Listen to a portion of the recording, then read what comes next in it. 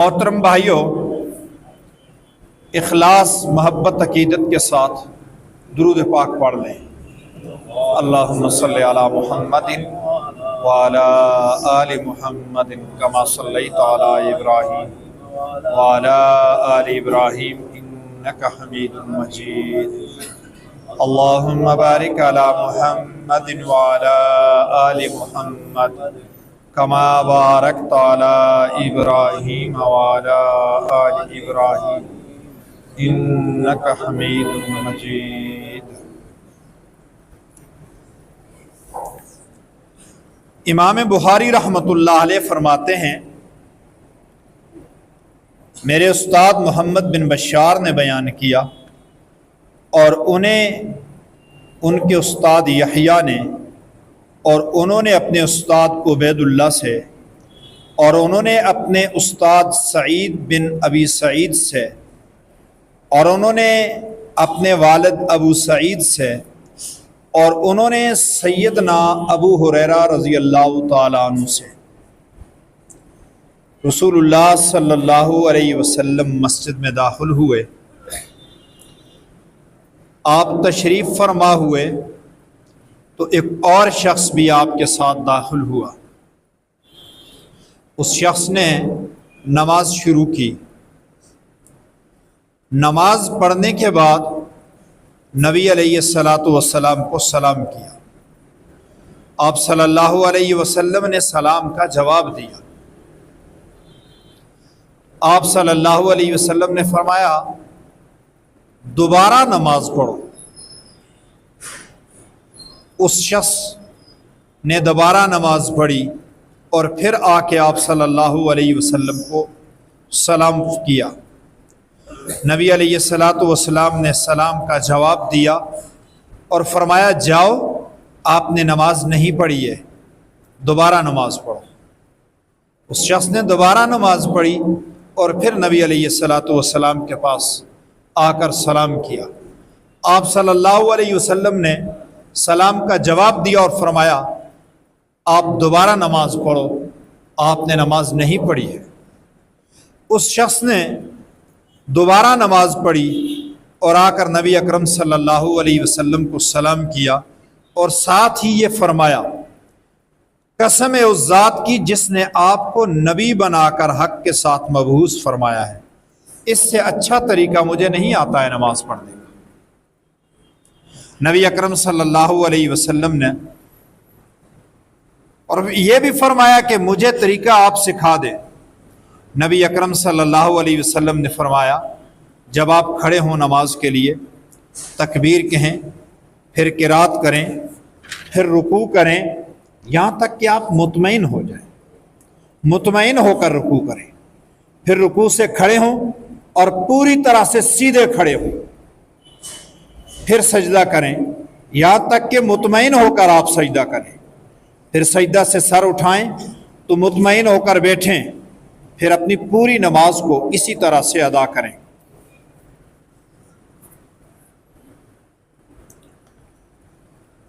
یہ حدیث مبارکہ ان چند احادیث مبارکہ میں سے ہے جو صحاح ستہ کی تمام کتابوں میں موجود ہیں، اور امام بخاری رحمۃ اللہ علیہ نے اسے اس کتاب میں 5 مقام پہ لکھا ہے۔ ہر ایک مقام پہ ایک الگ مسئلے کا استنباط کیا ہے۔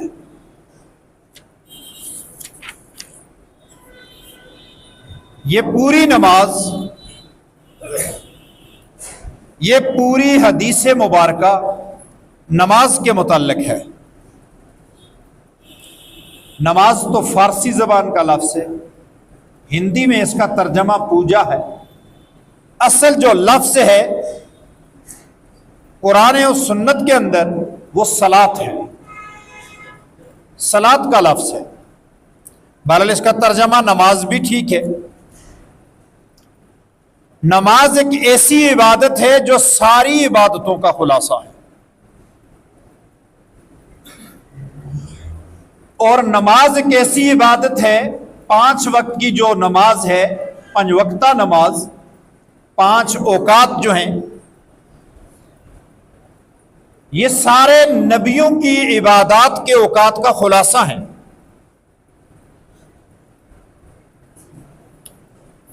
اور بالخصوص جو نماز کی کیفیت اور حالت ہے، یہ فرشتوں کی عبادات کا خلاصہ ہے۔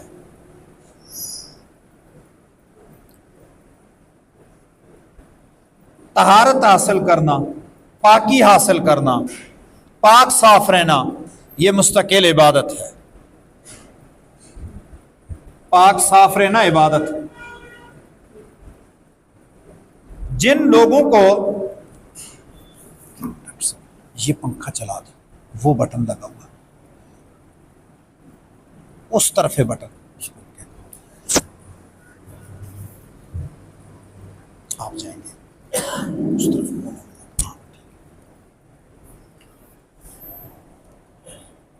جن لوگوں کو وسوسے آتے ہیں،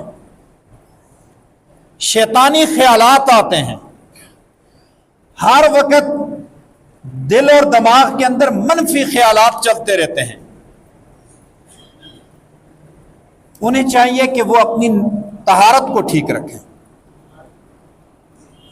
جسم پاک ہونا چاہیے، یہ نہیں کہ نماز کے لیے ہر وقت جسم پاک ہونا چاہیے، لباس پاک ہونا چاہیے۔ الطہور شطر الایمان، طہارت ایمان کا نصف ہے۔ جو لوگ طہارت کا خیال رکھتے ہیں ان پہ جادو جنات کا اثر بہت کم ہوتا ہے۔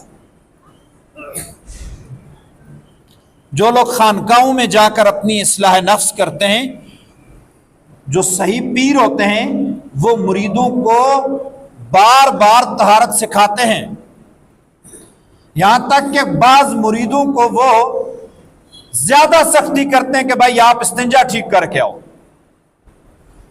غسل ٹھیک کرو، اپنا وضو ٹھیک کرو، طہارت درست کرو۔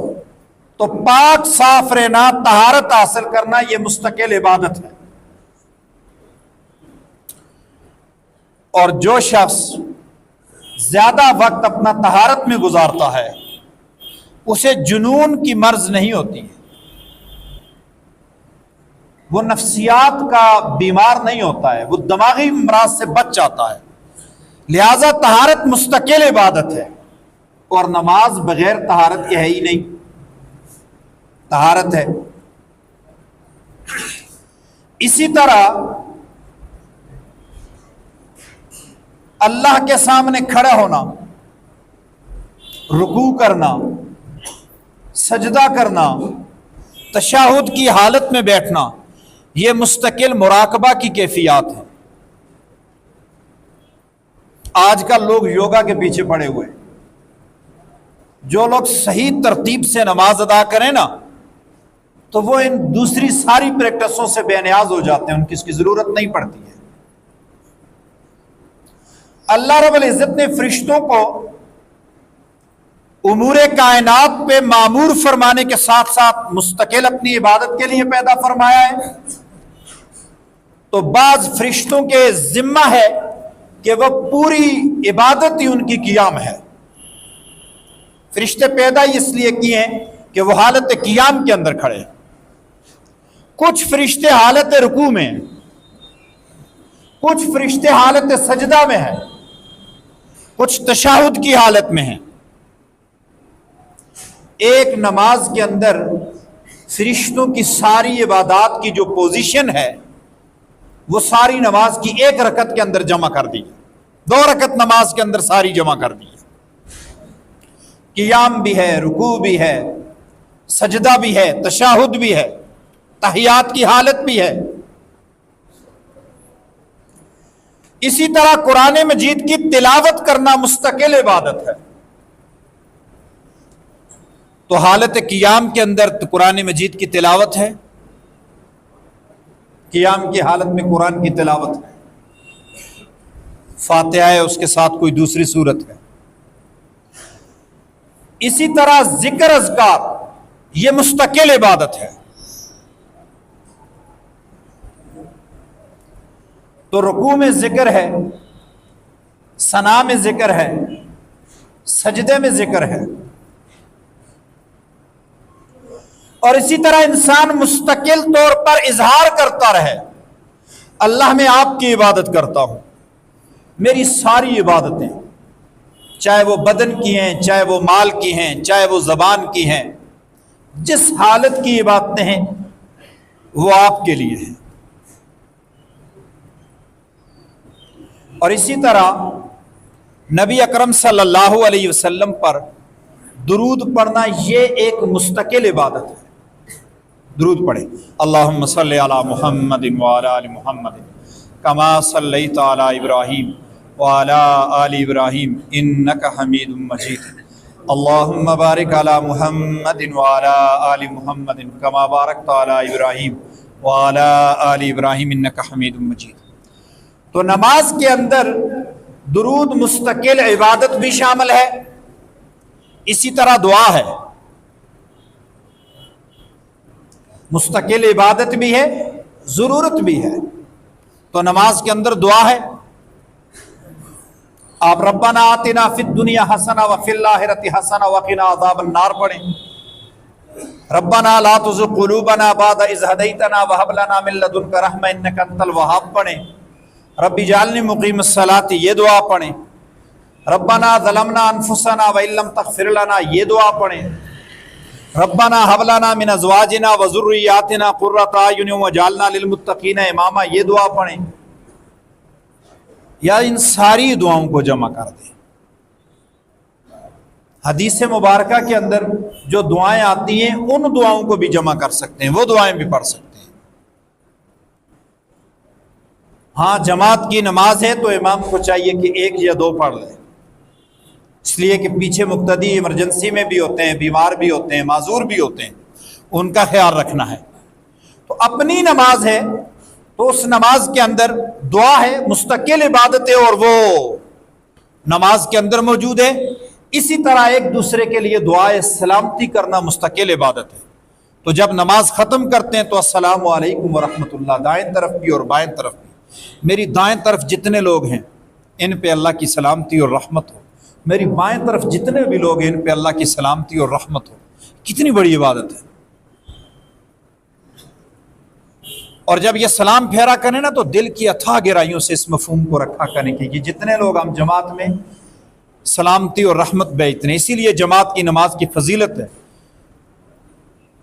ہماری نمازیں تو کس لیول کی نمازیں ہیں، قبول ہو جائیں بڑی بات ہے۔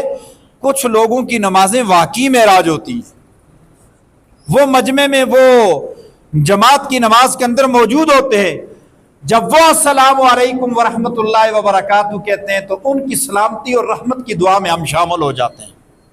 یہ جماعت کی نماز کا فائدہ ہے۔ تو اب نماز کے اندر یہ ساری جو ہیں عبادات جو ہے وہ جامع ہے، یہ ساری عبادتیں جمع ہو گئیں، اور پھر بدنی عبادتیں بھی ہیں اور مالی عبادتیں بھی ہیں۔ تو نماز ایک ایسی عبادت ہے کہ جس کے اندر بدن بھی استعمال ہو رہا ہے، زبان بھی استعمال ہو رہی ہے، اقرار بھی ہو رہا ہے، خشوع اور خضوع بھی ہو رہا ہے، ہاتھ باندھ کے کھڑے بھی ہو رہے ہیں، اور اس کے ساتھ ساتھ اس پر پیسہ بھی خرچ ہو رہا ہے۔ لباس، مصلی، طہارت حاصل کرنے کے لیے، اور پھر جس مسلح پہ ہم نماز پڑھ رہے ہیں، جو لباس ہم نے پہن رکھا ہے اس پہ پیسے خرچ ہوئے ہیں، مال خرچ ہوا ہے، تو مال بھی شامل ہو جاتا ہے عبادت کے اندر۔ اور نماز ایک ایسی عبادت ہے کہ جو ارکان اسلام کے اندر شہادت اسلام، شہادت کلمہ، شہادت توحید کے، شہادت رسالت کے بعد پہلا رکن ہے۔ اور اللہ کے نبی صلی اللہ علیہ وسلم نے فرمایا میری آنکھوں کی ٹھنڈک ہے، اور رسول اللہ صلی اللہ علیہ وسلم نے فرمایا کہ دین کا رکن ہے، جس نے اس رکن کو قائم کیا اس نے پورے دین کو قائم کر دیا۔ اور قیامت والے دن جب حساب و کتاب کا آغاز ہوگا تو نماز سے ہوگا، جس کی نماز ٹھیک ہے اس کا باقی سارا دین بھی ٹھیک ہے۔ اس لیے اپنی نماز کو درست کرنا ضروری ہے۔ اور میرے بھائیوں، نماز کے اندر نماز کے ارکان، شرائط پورے کرنے کے بعد وہ ارکان اور شرائط سارے جو ہیں نا وہ عبادت ہی ہیں۔ نماز کا سبق مستقل عبادت ہے، لیکن یہ جو نماز کی پوزیشن ہے نا، یہ بھی خاص عبادت ہے. جو نماز کی جو اپنی پوزیشن ہے یہ بھی عبادت ہے. جب انسان اللہ کے سامنے کھڑا ہوتا ہے خشوع اور خضوع کا جو طریقہ کار اختیار کرتا ہے، خشوع اور خضوع کا طریقہ کار اختیار کرتا ہے، اللہ اکبر کہتے ہوئے اپنے ہاتھ باندھتا ہے، یہ پوزیشن بھی عبادت ہے. رکوع کی پوزیشن بھی عبادت ہے. سجدہ کی حالت عبادت ہے. اس کے اندر سبق پڑھنا یہ تو اگلا مرحلہ ہے. سبق کے ساتھ انسان کے اوپر وہ پوری کیفیت طاری ہو جائے کہ میں رب کو دیکھ رہا ہوں، رب مجھے دیکھ رہا ہے، یہ تو اعلیٰ ترین درجہ ہے. یہ ساری یہ مرحلے ہیں. کچھ لوگ وہ ہیں جن کی نماز لپیٹ کے ان کے منہ پہ ماری جاتی ہے، اور کچھ لوگ وہ ہیں جن کی نماز کو اٹھا کے پہلے آسمان پہ، اور کچھ لوگوں کی نماز کو اٹھا کے اللہ کے عرش پہ پیش کیا جاتا ہے. وہ کیا نماز ہوگی؟ تیرے سجدے کہیں تجھے کافر نہ کر دیں، تو جھکتا کہیں اور ہے، سوچتا کہیں اور ہے. یہ شخص نبی علیہ الصلوۃ والسلام کی موجودگی میں آیا اور اس نے نماز 3 دفعہ پڑھی. نبی علیہ الصلوۃ والسلام نے تینوں دفعہ اس سے کہا کہ نماز نہیں ہوئی ہے، دوبارہ پڑھو. اس کی غلطی کیا تھی؟ وہ نماز کے اندر جو حرکات تھی، ایک پوزیشن سے دوسری پوزیشن کی طرف جا رہا تھا، اس میں اعتدال نہیں تھا، اس کے اندر سکون نہیں تھا. رکوع کو گیا، یہ رکوع کی حالت میں گیا ہے، یہیں سے سجدے میں چلا گیا. یہ نماز میں چوری ہے. 2 سجدوں کے درمیان یہ نماز کی چوری ہے. آپ صلی اللہ علیہ وسلم نے جو طریقہ سکھایا اسے، وہ طریقہ یہ تھا کہ جب نماز کے لیے کھڑا ہوتا ہے سیدھا کھڑا ہو جائے، اور تکبیر کہتے وقت نظر سیدھی ہو، جتنی انسان نہ بالکل اوپر اٹھی ہوئی ہو نہ نیچے اٹھی ہو. تکبیر کے وقت اللہ اکبر کہہ کر اپنے ہاتھ کانوں کی لو تک، یہ انگوٹھا یہاں پہنچ جائے یا یہ یہاں اس پوزیشن میں ہو جائے، اور پھر اپنے ہاتھ باندھنے ہیں. ہاتھ باندھنے کا یہ حلقہ بنا لینا ہے، اور دائیں ہاتھ کی ہتھیلی بائیں ہاتھ کی پشت پر اس طرح سے یہ حلقہ بنا کے یہاں اس طرح باندھ لینا ہے. اس کے بعد قیام کی صورت میں اپنی نظر سجدے والی جگہ پر، رکوع میں چلا گیا ہے تو پاؤں کی پشت پر، اور پھر سجدے میں تو نظر ناک کی طرف، تشہد میں تو نظر اپنے ہاتھوں کی پشت کی طرف. یہ نظر اس طرح سے رکھنی ہے. اور پھر پوری طرح جب سجدے میں رکوع میں گیا ہے تو رکوعی سے سجدے میں نہیں جانا، پوری طرح سے اٹھ کے کھڑا ہونا ہے. یہاں ایک دعا بھی ہے، ربنا لک الحمد ربنا ولک الحمد ربنا لک الحمد حمدا کثیرا طیبا مبارکا فی. یہاں اور دعا بھی پڑھ سکتے ہیں. یہ بھی ایک مقام ہے دعا کی قبولیت کا. اسی طرح سجدہ پورے اطمینان سے، اور 2 سجدوں کے درمیان بھی پورے اطمینان سے بیٹھنا ہے. نماز تو بے حیائی اور برائی سے روکتی ہے. نماز انسان کو ولی بنا دیتی ہے جب وہ نماز ہو، اور ہم نماز کو وقت دیتے ہی نہیں ہیں، اڑانے والی نمازیں پڑھتے ہیں. تو پھر ایسی نمازیں جو ہیں نہ وہ بے حیائی سے روکتی ہیں، نہ برائی سے روکتی ہیں، نہ وہ روحانیت پیدا کرتی ہیں. اللہ تعالی ہم سب کو عمل کرنے کی توفیق عطا فرمائے.